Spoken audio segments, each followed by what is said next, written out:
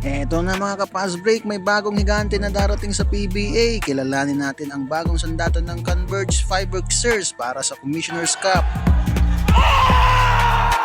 Siya ang dating NBA player na si Kylor Kelly. Hindi lang basta-basta import ito mga boss. Si Kelly ay may taas na 7 foot at kilala bilang isang elite shot blocker. Sa katunayan, siya ang all-time leader sa block sa Oregon State University. Noong nakaraang taon lang, naglaro siya ng NBA para sa Dallas Mavericks at New Orleans Pelicans. Gonna lob it up for Out of basketball last year, didn't know if he was going to pull out Darius Garland just with such great joy.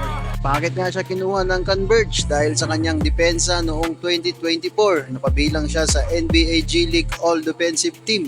Sa mga tune-up games pa lang laban sa Blackwater, ramdam na agad ang presensya niya sa loob ng paint.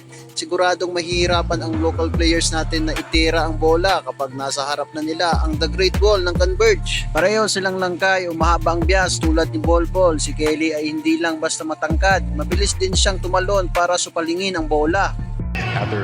great block. Is Kata to play in today's game. Oh, Kyler. The Kraken versus the Wall. Paano didepensahan ni Kelly ang 7-time MVP na si Junmar Fajardo?